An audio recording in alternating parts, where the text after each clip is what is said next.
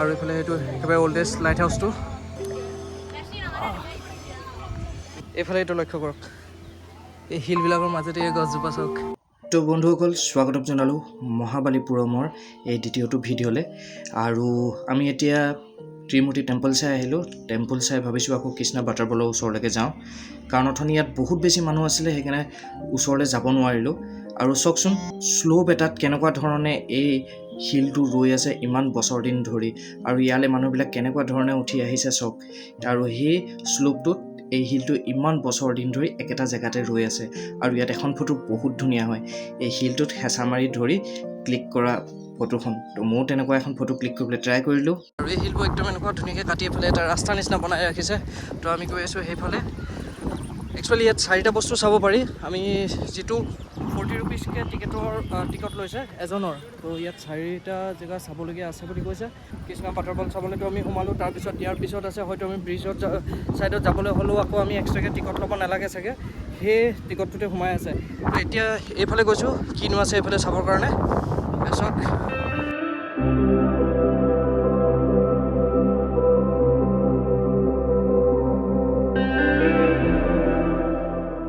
এইফালে আহি দেখা পালোঁ এটা সুন্দৰ সৌন্দৰ্য। এই শিলৰ পাহাৰটো খতম হৈছে আৰু গোটেই সেউজীয়া গছ গছনিৰে সৈতে এই সৌন্দৰ্য চাওক, কি সুন্দৰ লাগিছে।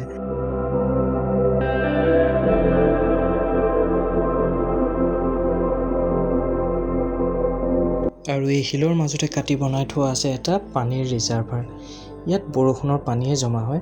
আৰু এতিয়া ইয়াৰ পৰা মই ওলাওঁ, কাৰণ তন্ময় ইয়াৰ ওপৰলৈ নাহিলে, তাইক তলতে ৰৈ দিলে। আৰু এই মহাবালিপুৰমৰ পাৰ্কখনত চাবলগীয়া আৰু বহুত আছে, আৰু আমাৰ ওচৰত সময় আছে কম।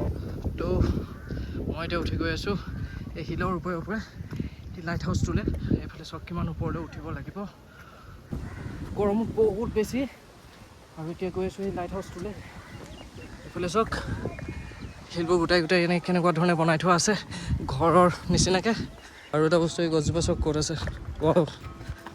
এইফালে এইটো লক্ষ্য কৰক, এই শিলবিলাকৰ মাজতে এই গছজোপা চাওক। ৱাও না, কি সুন্দৰ লাগিছে বে। এই ঘৰটো টুকুৰা টুকুৰি ইটাবোৰ জইন কৰি পেলাই বনাই থোৱা আছে। আৰু এই ঘৰটোৰ ইটো পাৰলৈ যাব পাৰি, আৰু তালৈ যাব পৰা ৰাস্তাটো এই দাঁতিয়েদি আছে।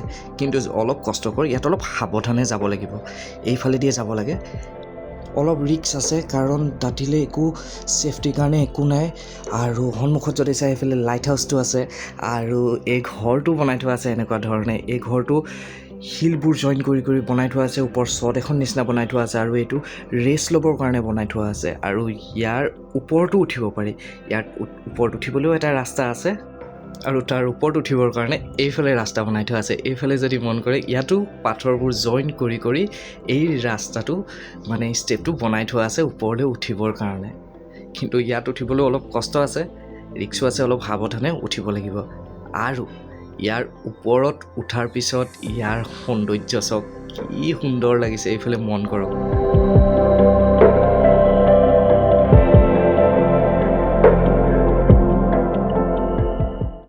এই ঘৰটোৰ ওপৰৰ পৰা সাগৰখন কিমান সুন্দৰকৈ ওলাই আছে চাওক। আৰু মোৰ সন্মুখত যে দেখিছে, এই দুটা হৈ গ'ল লাইট হাউচ। মোৰ লেফ্ট ছাইডে থকাটো নিউ লাইট হাউচ, আৰু মোৰ ৰাইট ছাইডে থকাটো ইণ্ডিয়াৰ অল্ডেষ্ট লাইট হাউচ। এইবোৰ ঘৰটো তেনেকুৱা ধৰণে শিলবোৰ দিয়া আছে, মাজে মাজে অলপ ফাঁক আছে, কিন্তু আৰামত মানুহ উঠি থাকিব পাৰে। আৰু বিশেষকৈ এই গছজোপা চাওক, গছজোপাৰ ওচৰত বিৰাট ধুনীয়া লাগিছে। এই গছজোপা মানে শিলৰ ওপৰতে হৈ গ'ল, ইমান ডাঙৰ গছ এজোপা। এই চাওক, এই শিলবিলাকৰ ওপৰতে আছে এইজোপা। উঠা নমা কৰাটো অলপ ৰিস্কি হয় বাৰু, অকণমান ৰিস্কটো ল'বই লাগিব না। মোৰ সন্মুখত যে দেখিছে, এই দুটা হৈ গ'ল লাইট হাউচ। আৰু যিটো ৰাইট ছাইডে আছে, সেই লাইট হাউচটো ইণ্ডিয়াৰ অল্ডেষ্ট লাইট হাউচ হয়। মই ভাবিছিলোঁ লাইট হাউচ যোৱাৰ ৰাস্তা এইফালেদি আছে, কিন্তু এইফালে নাই। লাইট হাউচ যোৱাৰ ৰাস্তা আছে এইফালে তলেদি। যিটো অল্ডেষ্ট লাইট হাউচ হয়, সেই লাইট হাউচটো পল্লৱ ডাইনেষ্টিৰ সময়ত বনোৱা। আৰু সেই লাইট হাউচটোৰ তলতে এটা টেম্পল আছে, যিটো টেম্পলক মহিষাসুৰ মৰ্দিনী টেম্পল বুলি কোৱা হয়। আৰু যিটো নিউ লাইট হাউচ, সেইটো 19th চেঞ্চুৰীত ইষ্ট ইণ্ডিয়া কোম্পানী অহাৰ পিছত সেই নিউ লাইট হাউচটো বনোৱা। আৰু এতিয়াও সেই লাইট হাউচটো ৱৰ্কিং অৱস্থাতে আছে। আৰু আমাৰ বহুত প্লেন আছে, এটা জেগাতে বহুত সময় হৈ গৈছে। লাইট হাউচলৈ চাগে নাযামগৈ আৰু। ইয়াৰ পৰা উভতি দিলোঁ, তন্ময় সেই আগতে বহি দিলে, তাই ইয়াৰ ওপৰলৈ নাহিলেই। লাইট হাউচ যোৱাৰ ৰাস্তা এইটো, এই তলেদি যাব লাগিব।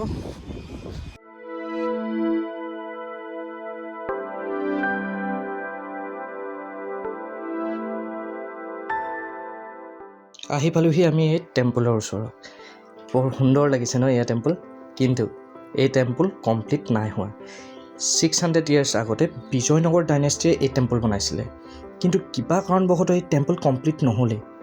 আৰু এই টেম্পলৰ যদি এই পিলাৰবিলাকলৈ চাই, এই পিলাৰবিলাকত বিষ্ণুৰ দশাৱতাৰৰ বিষয়ে অংকন কৰি থোৱা আছে।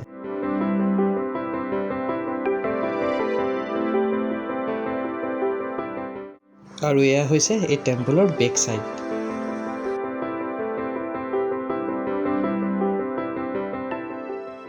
এই পাৰ্কখন সম্পূৰ্ণকৈ চাবৰ কাৰণে হাতত 5 ঘণ্টামান সময় লাগিবই।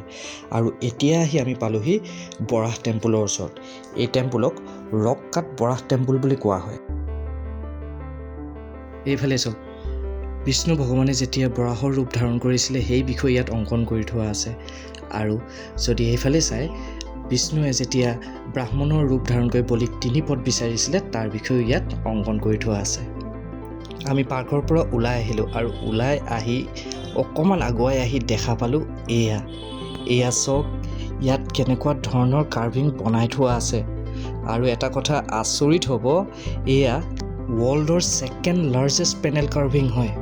10 মিটাৰ ওখ আৰু 20 মিটাৰ দীঘল সেই শিলটোত 158টা কাৰ্ভিং বনাই থোৱা আছে। আৰু মহাবালিপুৰমৰ এই দ্বিতীয় ভিডিঅ'টো ইয়াতে সামৰি দিছোঁ।